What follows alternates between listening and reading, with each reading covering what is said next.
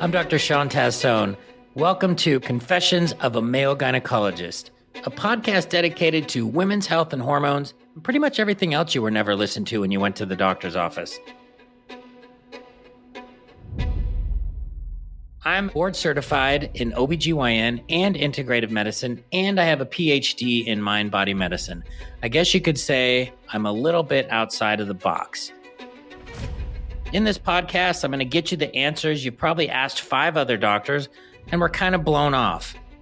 I want you to know that I'm not only here to talk, I'm here to listen as well. And now, let's get to those confessions.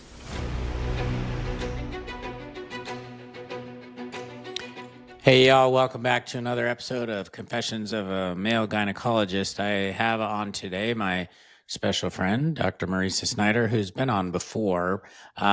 We've talked about all things from essential oils and hormones and natural therapies, but she's coming back on because she's got a new book coming out about a very important topic that is getting a lot of press. And actually, Mariza did a little post yesterday about perimenopause that I kind of agreed with, that, you know, women look at perimenopause because of all the stuff that's out there right now as kind of a disease, like a disease process, when the reality is it's more a stage of life, and but filled with horrific side effects and symptoms and whatnot. So we're going to just spend this whole episode talking to Mariza about perimenopause because she's obviously done a deep dive on it. Thank you again for coming on. Thank you so much for having me, Shawn. So this book, The Perimenopause Revolution, what is it? Because obviously, not to date you, but you are in that age group. I've seen you talking a lot about it lately. What is it that was the kind of the reason that you decided to write a book on perimenopause? Because to be true, there's a lot of menopause stuff, but there isn't a lot on perimenopause. Yeah, I'm so happy to see that perimenopause is having a moment, especially because I feel like most days of the week, I'm having a moment myself working through it, especially with a 4.5-year-old who I barely got to class this morning. And so what perimenopause is, or why I felt the need to write the book. The first time I experienced perimenopause was actually my mom going through perimenopause, she's now 64 years old. By the way, though, her mom looks 44. So just so you all know, you'd look at her and say, oh, you're fine. You're beautiful. You don't have any problems, which is what women get all the time, right? Totally. Yeah. And I had been in my practice for 2 years, mostly migraine patients. A lot of what I was dealing with, a lot of women in perimenopause and menopause. I myself have struggled with a lot of migraines, especially in perimenopause. And so it kind of wasn't surprising that I had a lot of women in my practice. And at the time, we weren't really recognizing perimenopause. I knew women were going through a transition, but I think we lumped it all together as menopause. But then we had this defining moment that defined menopause, and not all of them actually fit the bill.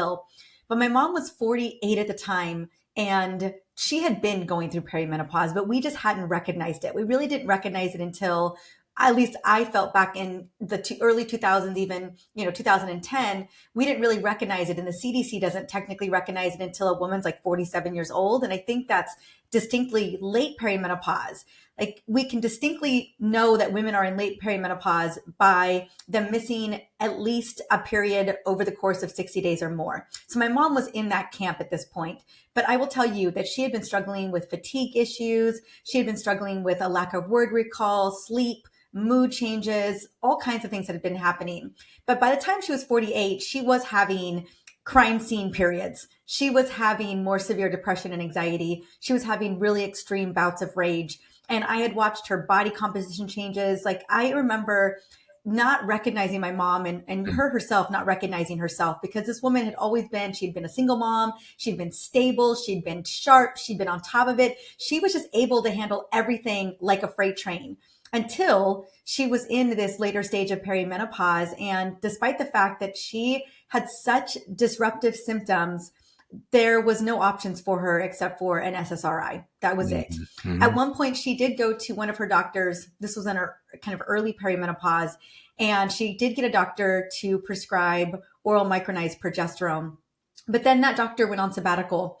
And so when she went back in about 90 days, when the prescription came up, The next doctor who she was seeing said, hey, this is what you're experiencing. Progesterone isn't indicated for, and Mm, I of don't course. prescribe it. And so she was taken off progesterone about 90 days after she had started, despite the fact that she had actually felt Yeah. a deep sense of relief. And so what was prescribed to her was an antidepressant, which actually made her more suicidal. And Hmm. so I just remembered this spiral from my mom in how I felt like the medical system just kept failing her. I ultimately ended up taking over her care, particularly just implementing a lot of the things that are in the book in terms of lifestyle strategies. I helped her to get better sleep. We worked on her diet. We reduced the inflammation. We got our biomarkers back into range, but she was still struggling with a lot of the mood changes. And so that was kind of the first experience I had with perimenopause on the front line. And then I always wondered as I watched my mom go through it, is it going to happen to me? Am I going to have the same similar symptoms that my mom had? Is it going to be just as destabilizing and as disruptive as it was for my mom? And I remember thinking to myself, I'm like, as long as you shore up a lot of these things before going in, I thought I would be okay. But I Yeah. kind of hop skipped from postpartum into perimenopause. And I felt like I kind of never fully recovered. I will say that, now that I've been in perimenopause officially for about 3 years, I don't know if it's, we always compare ourselves to the people that we knew. It doesn't seem as bad as my mother, but it definitely has been a very profound transition for me, particularly the brain related symptoms. And I Mm. find that that is so much of what so many women are experiencing. And because those symptoms are very subjective, Shawn, we can easily dismiss them as, oh, you're just a mom, or oh, you're stressed, or oh, this is midlife, or this is just how women feel. And it's been an interesting journey in my own right, trying to attend to myself, take care of myself at the same time, show up in all the ways I'm supposed to show up in society. So, as you had a kid, my first kid, I think my wife at the time was in her early 20s. Most women, like you now, are having children when they're older. And you made that comment that you went from postpartum right in, because you were already in that age group. Yeah. So you have that huge drop of hormones after you have the baby. And then you have ovaries that may not necessarily be responding. And the medical system basically defines menopause as 12 months without a period. Doesn't really talk about the 10 years prior to that. And No. so basically, the thought process, at least until recently, has been you kind of just have to suck it up and get about like your mom. There's, she, and then what always cracks me up too is that somebody will finally get you on something, Mhm. and then you feel much better, and then some other doctor will say, "Oh, it's not indicated."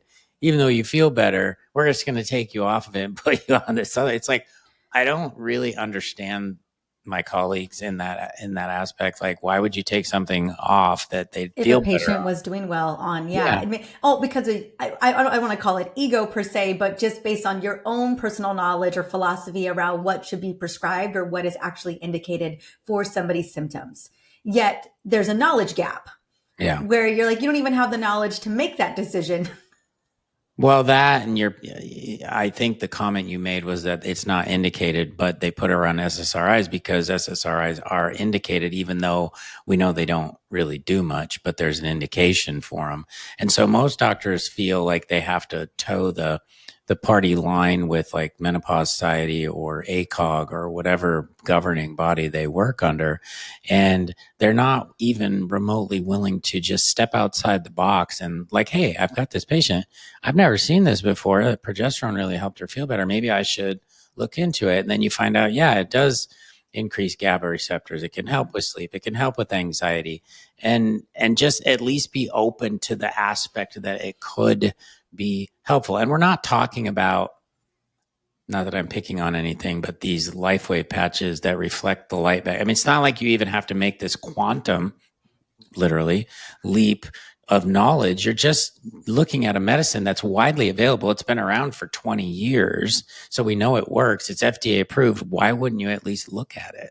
I think that's what is so disconcerting is that it is FDA approved for safety. It has been FDA approved for sleep and reducing anxiety. We know that it is helping to support women with, severe PMS symptoms, in the luteal phase of their cycle. With all of this has been looked at, it's really interesting how, we could have one doctor be open to prescribing. Symptoms are very clear. Labs indicate, at this point at 47 years old, I mean, how much progesterone did my mom actually have at this point? And yet, just because of I hear this all the time. My doctor goes on sabbatical or she goes on maternity leave. I get this other doctor and they're just like, nah, I don't do this, even though it's already working. It's the same in, something that you probably see a lot too, may not be perimenopause, but thyroid issues. I had a lady the other day who, her free T3 was in like the 5th percentile, so it was normal.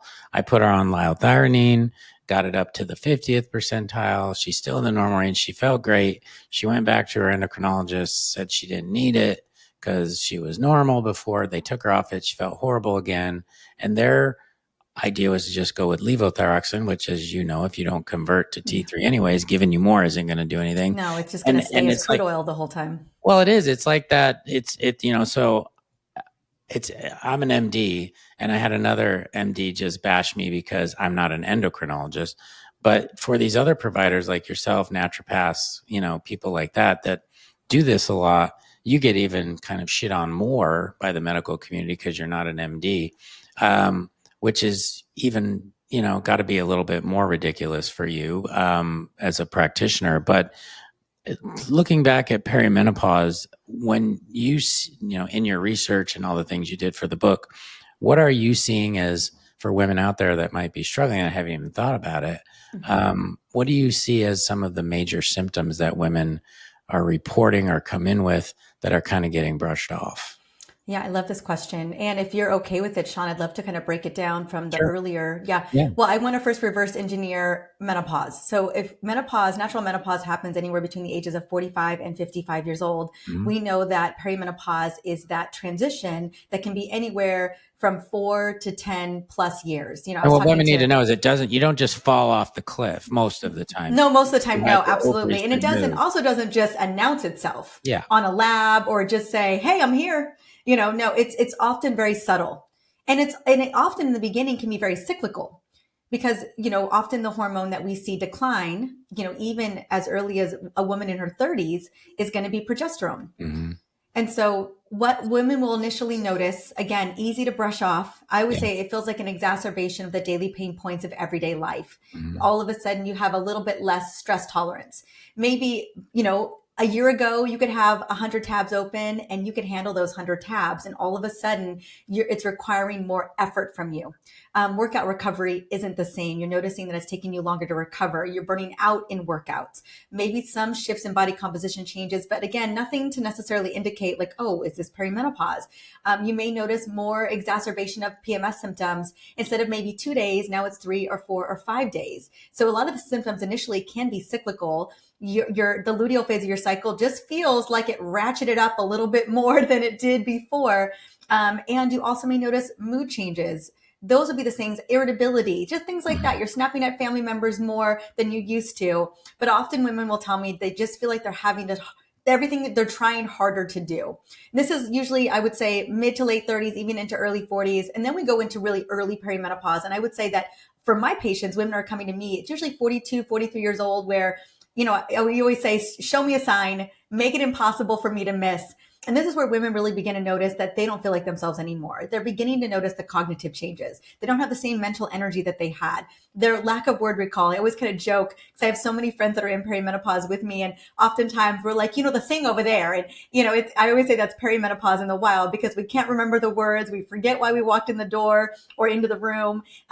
Our cyclical symptoms are becoming a little bit more cyclical. At this point, you're probably noticing that your menstrual cycle is shifting. Not that you're skipping periods per se, but that, maybe a 28-day period, a cycle or a 29-day cycle is now 26 or 25 days. You may notice heavy bleeding in the beginning, but then it really tapers off. And so you'll start to notice changes. I think this is why it's really important for women to track their menstrual cycle every single month, well before they hit their 40s, but definitely in their 40s, and to track symptoms along their cycle. So you may still be feeling great in the follicular phase of your cycle, but then you hit that luteal phase and all hell breaks loose. Or maybe you even notice, I always say that everybody wants and everybody loves day 12 us, where estradiol is at its peak, around day 11, day 12, day 13.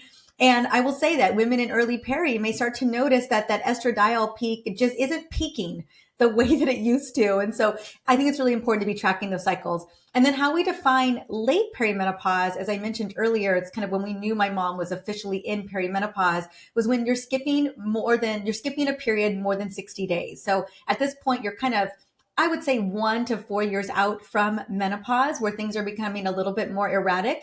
But this is where women start to experience more vaginal dryness, potentially UTI, general urinary symptoms of menopause. They'll notice hot flashes, night sweats, more anxiety, more depression, more mood changes, more cognitive changes, but even skin changes and hair changes, even things like frozen shoulder and inflammation in places. But then the silent shift that a lot of women aren't noticing is that they've been gradually now losing bone. They're potentially losing muscle. Their biomarkers are creeping up. They're becoming more insulin resistant. They're noticing body composition changes that are more abrupt and more disruptive. And so this is where I think when estrogen really begins to decline, we start to see some of these bigger systemic problems that by the time women are in menopause, a lot of it has already started to shift. So, as somebody that kind of practices a little bit different, being a naturopath, and you have more depth in some other areas, for a woman that maybe is in that struggle right now and is kind of getting blown off by the medical system that's not wanting to give her, say, progesterone or whatever, or even like a low dose estradiol patch, are there things that they can do on their own with diet or exercise or supplements or something like that that they can at least help alleviate some of these symptoms? Yeah, I love that question. And I believe, just like you, Dr. Tassone, that we should have all the tools in the toolbox. It's interesting, Yeah. we still have a lot of providers that don't feel comfortable or don't feel that hormone replacement therapy is indicated for women in perimenopause, or at least early perimenopause. And, I'm a big fan of, we need to be treating the symptoms. Yeah. If a woman's really struggling, then let's see how she responds to HRT, especially with these mood and brain related symptoms. So, I mean, I think hormone replacement therapy should be a part of the Yeah. conversation, as early as you're not feeling like yourself. Something isn't right with you. Like, I think it's worth having that conversation. But there's a lot of things that we can do to mitigate symptoms. I think about kind of what is the perfect storm of perimenopause. Many women are still juggling all the life circumstances, family, career, household, all the things. And I think what can be a really kind of silent saboteur in this journey is going to be stress.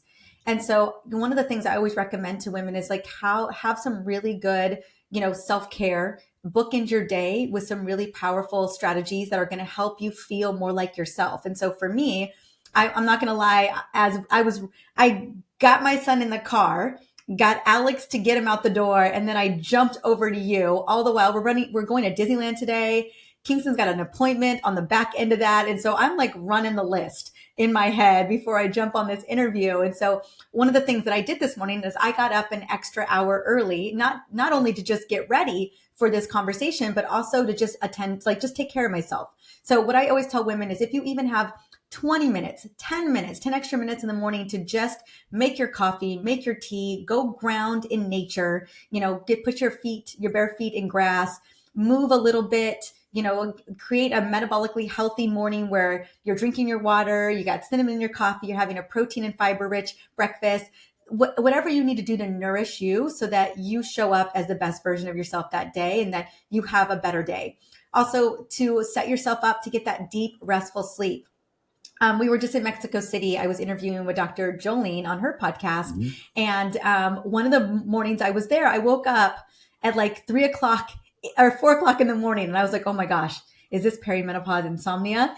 And I thought to myself, like, what did my nighttime routine look like the night before that could have impacted my sleep that day? And so I think it's really important that we have good, not only circadian alignment, but also we have really great sleep consistency, that we go to bed at the same time and wake up at the same time. So those are going to be two powerful things I think I always recommend to my patients is one, have a good sleep routine, have a good morning routine, set yourself up with a good metabolically healthy breakfast. And then the other strategy I'm always recommending, it has been the game changer for me because Shawn, I'm on HRT, and I will tell you, it's more of an optimizer for me than it is Mhm. the thing.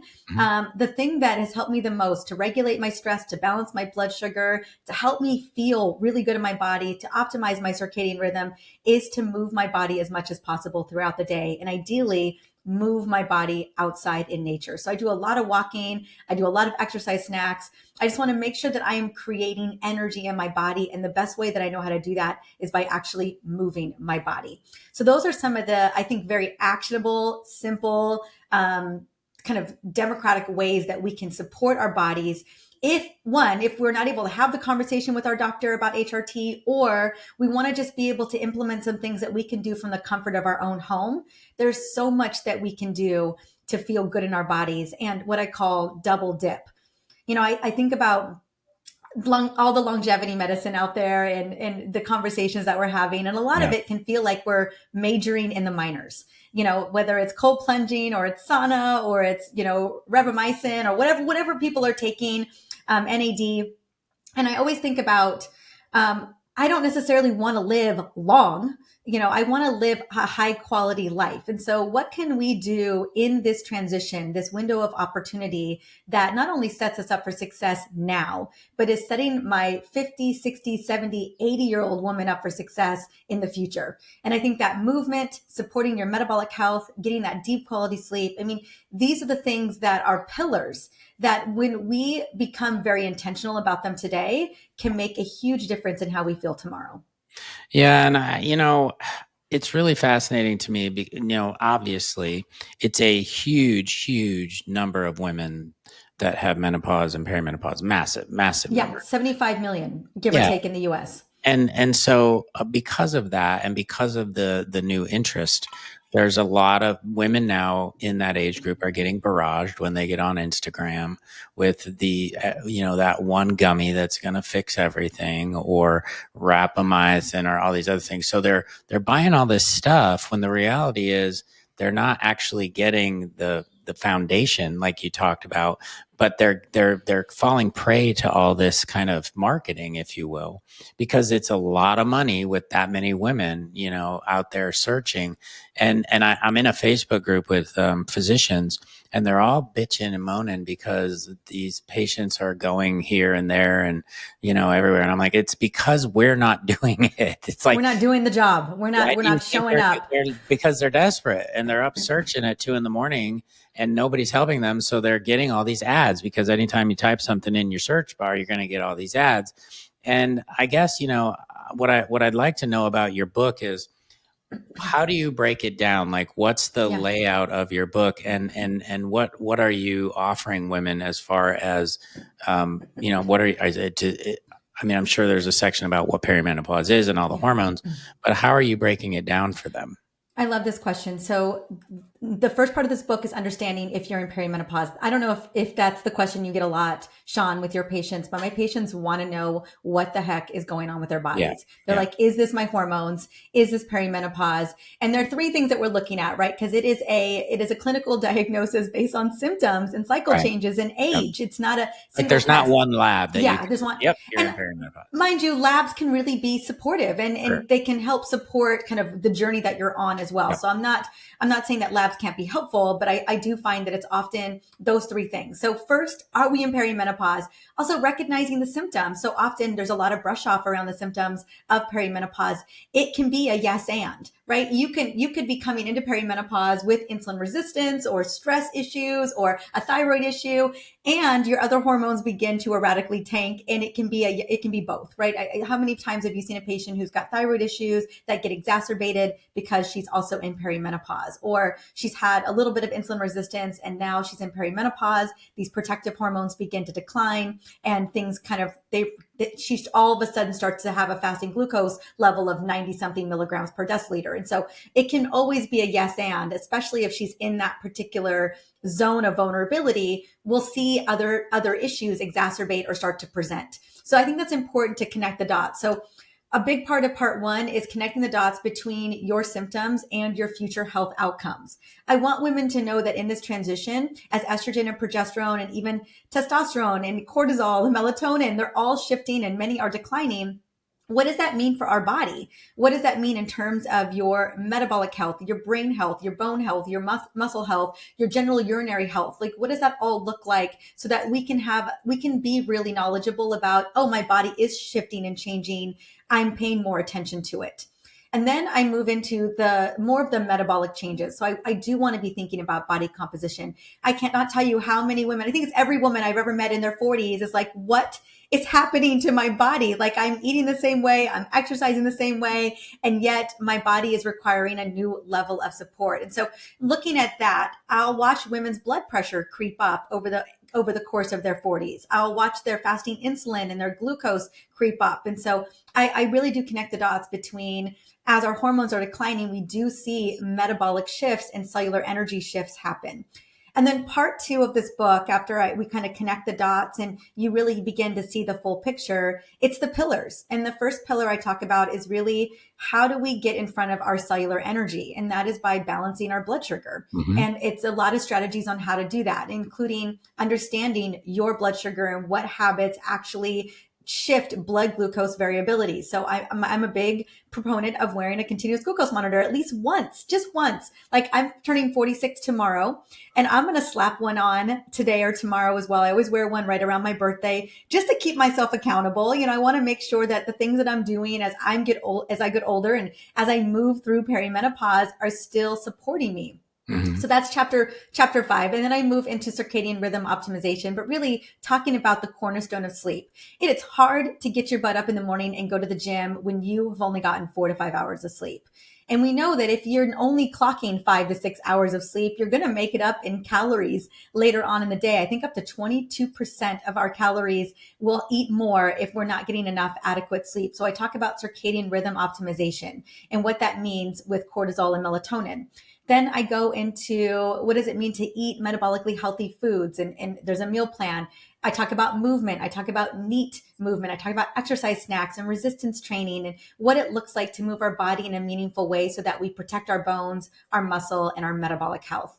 I talk about community in this book because isolation is such a big part of perimenopause and menopause. Women have been made to feel ashamed of what's going on with their bodies. They've been told to blame themselves, and often we go inward when we're embarrassed about what we're going through, when we have leakage, when we're sneezing and laughing, or we're jumping on a trampoline. And so I talk about community and the importance of community, but I also talk about the mental health aspect of perimenopause as well, and what we can do about mitigating some of the mental health issues that women are struggling with in this phase.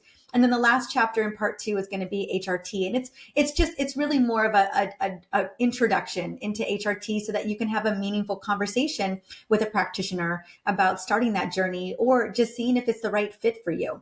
And then part 3 is a 5-week plan that puts it all together with mindset and everything. So I wanted women to feel like from start to finish, nuts to bolts, that they had everything that they needed to start making changes for themselves, but also to initiate the conversation with their provider or their practitioner. How do we advocate for ourselves when we're constantly getting dismissed? How do we get the labs that we need to look at our cardiometabolic health? How do we have the conversation around hormone replacement therapy when we can't sleep at night, or when we're waking up feeling flat halfway through our cycle? So that's really what the book is bringing. One, how to advocate, how to have agency, and how to start implementing strategies that will help you to feel more like yourself again, even within a month. Yeah, I think the advocacy part is the hardest piece because, you get the excuse like, well, I don't check labs because they fluctuate. And I always say, if you have a doctor or somebody that's worth their weight, they know where you are in your cycle, and it doesn't matter. They can look Yeah. it up. I think that's just lazy, first of It is all. lazy And medicine. second, I think they don't want to get labs because they don't want to deal with you. Because a lot of women will get the lab results before the doctor does, because, the lab will notify you, and then everything shows up and the doctors will say it's normal because it's normal. But the patient will say, well, what if you're educated? Well, what about my estrogen is 25 or whatever, and I'm having these symptoms. Oh, but it's still normal. And they keep brushing you off. And I always say to patients, you're not going to convince a physician to change the way they do things. They're just not going to. Now, if they did, then they'd have already learned it. And if they're being staunch, you you kind of have to do your own research and find somebody that can help you. Luckily, nowadays, you can get labs yourself. You don't even have to go through a physician. But then the question is, how do you fix things if you can't find somebody? So advocacy, yeah, it's definitely a huge piece. What do you tell women that are having an issue with finding a provider? Couple of things. Number one, I would say, well, finding a provider, I would say usually what I tell them is call your nearest compounding pharmacist. Yeah, that's a good idea. Yeah. And, Yeah. and ask who's prescribing compounded HRT. Who do you feel is, really on top of it? You're have a good relationship with them, and you will get a couple of phone numbers that you can call. Yep. Worst case scenario, and I'm curious where you land on this, Shawn. I mean, obviously there's a lot of telemedicine companies that are Yep. popping up right now. And the one thing, I mean, it's kind of a two sides of the coin in a way. One, I'm grateful because now women have access, people who live in rural areas where they're not going to find a functional doctor, even a very integrative OBGYN or, primary doctor. They can work with somebody out of state where they could start HRT. The one thing I will say is that it often is a very cookie cutter approach Yep. when it comes to that, and it's not really taking the patient's individual needs and symptoms into play. And often when you're working with a telemedicine company, it's often the lowest dose, Yeah. that you're getting started with. And it's often, I feel like it's like microdosing estrogen for women. And it may not really move the needle outside of mitigating some of those more disruptive symptoms. Yeah, like you said, and I appreciate your view on that, because I tend to go after these companies a little bit, but the positive piece is that they do offer a lower cost of entry, and the providers aren't always the most educated on hormones. I'm in general, but it offers certain providers a work from home environment, and if they have kids, and it offers that. But I agree exactly what you said, because I see a lot of these patients. Mm-hmm. Many of these companies won't do testosterone because it's a controlled substance. Some of them don't do labs. Most of them will, but I know Most of them, I yeah. know I a mean, some couple of that them don't don't. do labs. A lot of them don't. And then the ones that do, I mean, But it can get you started, like you yes, mentioned. And that's what's great. So I get a lot of patients from some of these companies that are started, but like you said, it's always the 0.025 patch, which is the always. lowest dose possible. Maybe it helps with their hot Maybe the flashes. 0.05. Yeah. If you're if lucky. And usually they'll put them on progesterone as well. But yeah, it is a protocol driven if you have a practice. uterus. Yeah, it's a protocol driven practice. Yes. But they do get you started, and it is an Mm-hmm. entry, and at least you can get started until you can find somebody that can really help you. I think a couple of the companies have started coming around to testosterone because a lot of women are Are asking asking about it. for it. Yeah. But for like, I'm licensed in like 46 states, and it is a pain in the butt for us as providers to do that licensing. And then you got to follow, every state's got their own rules about stuff. And so it does make it a little more difficult. But I do think that, perimenopause, for me, I always try to tell patients it's a word that means around menopause. So when I get women will ask me on Instagram all the time, am I in perimenopause? And I'm like, well, you're 43. So yeah, you are, just by definition. But I Mm-hmm. always tell women, focus when you go to the doctor. I think if you walk in, sometimes you have this traditional GYN or whatever, and you say, I think I'm in perimenopause, you're likely to get either some pushback or an eye roll, because they're not going to understand that aspect. You have to focus on the symptoms, like focus on the insomnia, focus on the fatigue, focus on the weight. Now, And focus on unfortunately, how it affects your life. I always yes, find connect the dots about how it's affecting your life, how it's affecting work, your family dynamic. I've gone into my OBGYN and my primary doctor, and I'll just kind of talk about what I do. And they're just like, oh my God, every day patients are coming into us in perimenopause. Can we refer them yep. to, because we don't know what to do with them. And that's kind of been the thing that I hear so often is like, yes, all these women are coming in, but we don't know what to do. Well, I've spoken to a lot of my colleagues about this, and in their defense, I know a lot of them will see 50 to 55 Yes, a lot of patients in a patients a day. day. Now, Mm-hmm. if you look at their time, an OB patient pays about $3,000. And it's a pretty quick visit. You've been pregnant, you go in, they measure your stomach. It takes like 5 minutes and you're done. But it's a high ticket item versus a woman that comes in who has 9 symptoms, who is going to need probably 30 minutes, and the doctor is going to get reimbursed $50 from insurance. So it's driven by, It's not a profit driven. no, Yeah. and they can't stay open doing that. No. That's why a lot of us have gone to a cash basis, because I couldn't even, I stopped taking insurance 2 years ago because even though I was just doing hormones, I couldn't pay my bills with the insurance reimbursements. So it makes it really hard for doctors to really give you the care you need. Yeah, I've had multiple friends of mine who are up in the Bay Area who in their mid to late 40s looking for HRT support, going into their primary or their OBGYN and mentioning it, and they're just like, it's another appointment. Like, I won't even touch this conversation with you today. And it's another appointment in 2 months. Right. And so that's often what I hear is that it's a brush off, or it's not a conversation that they're going to have, or they have to now set up a whole nother appointment, even just to have the conversation. So when is the book coming out? October 21st. What's the full title?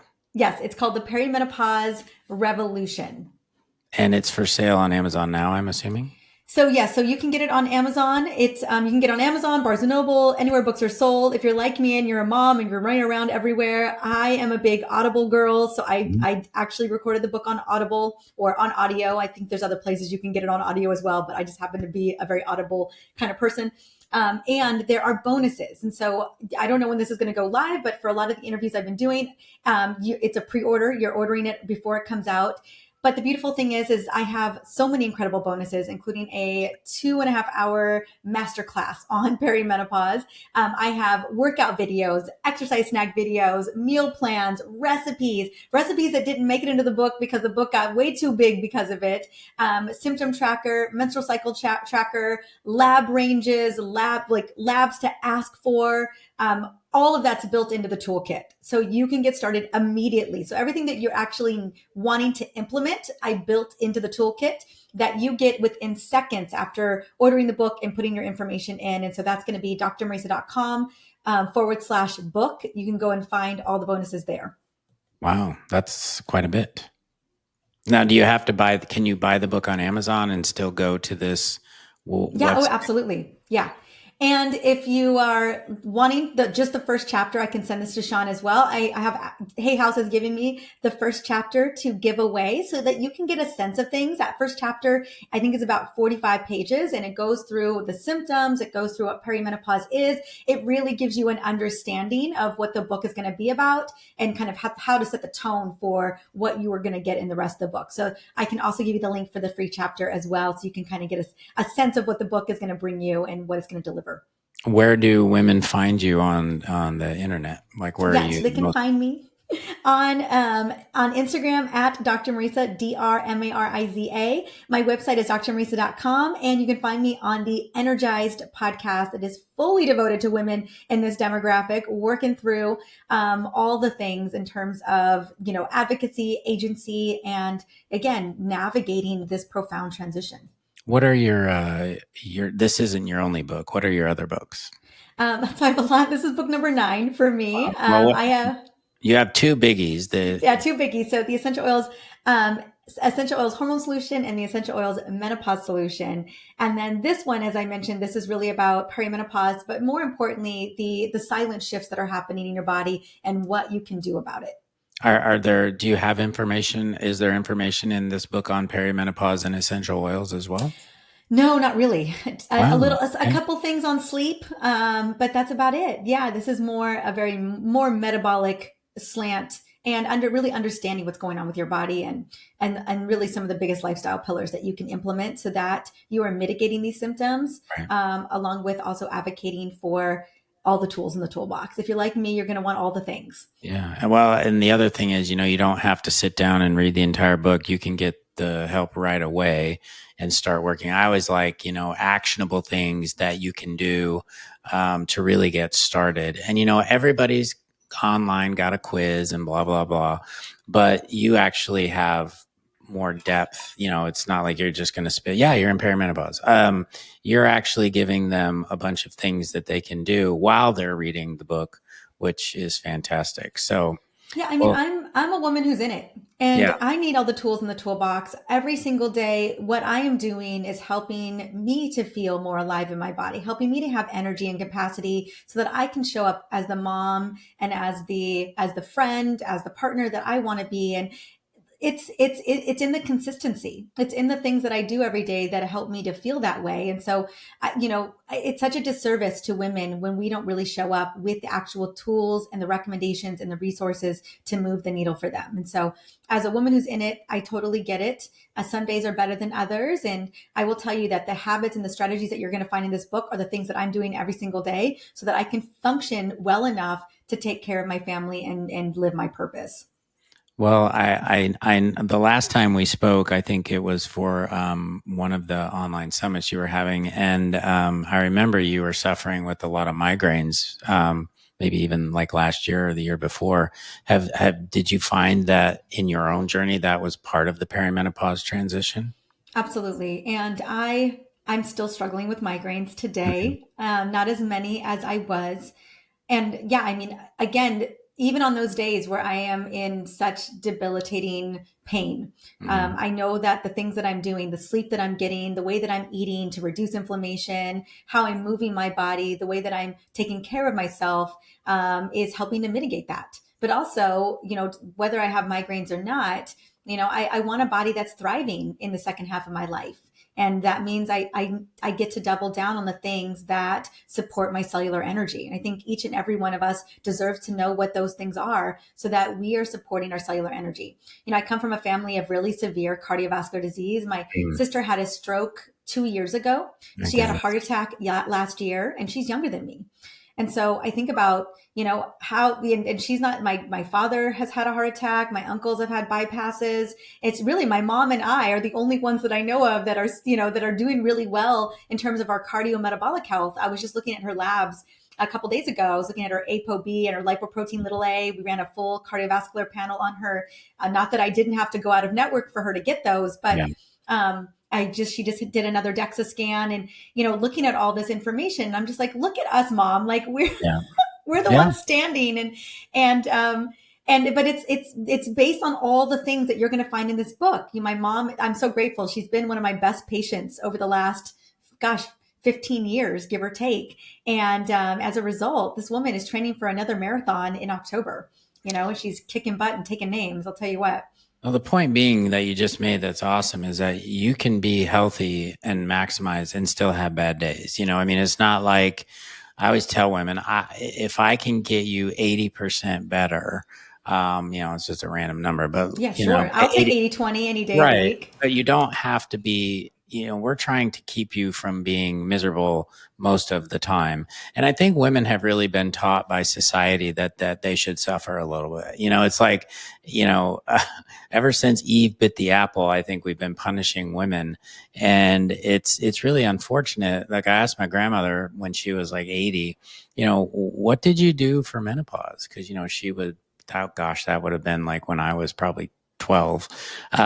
And she said, "What's menopause?" So I told her, and she's like, "Oh, I mean, I'm a World War II wife. I was making bullets while your grandpa was in the war." They didn't get to ask questions. They just were made to suck it up and keep on going.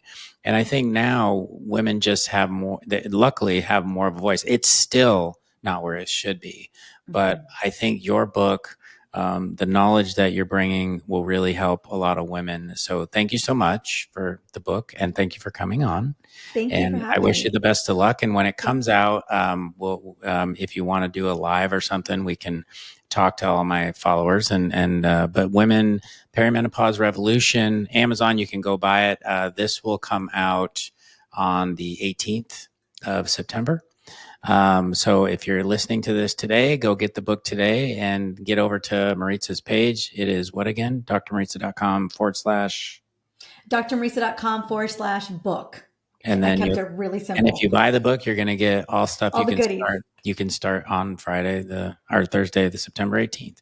Thank you, Maritza. Is there one thing you want to share with women about perimenopause that you think is just a super important message? Yeah, I would say the thing that I have been sharing with all of my patients and women in our community is that you get to decide how you want to feel in the second half of your life. You deserve to thrive. You deserve the advocacy and the agency. And, in conversations like this with Dr. Tassone and I, that's what we're doing. We're opening the door for you to actually feel alive in your body, even if it's at least 80%. You deserve that. And I think when we turn the corner in the mindset of like, I actually deserve to feel good in my body, that's when the change begins to happen. That's when we begin to implement the strategy. So even on my worst days, I know that I deserve to feel good, and I'm willing to implement those strategies to get there. Thank you, Mariza. Thank you. Thanks for listening. If you enjoyed this episode and you'd like to help support the podcast, please share it with others, post about it on social media, or leave a rating and review. To catch all the latest from me, you can follow me on Instagram at Shawn Tassone MD, or on Twitter at Tassone and Dr, and on Facebook at America's Holistic Gynecologist. If you're really interested in your hormones and you want to do a deep dive, get my book, The Hormone Balance Bible, on Amazon or other major retailers. Thanks, and I'll see you next time.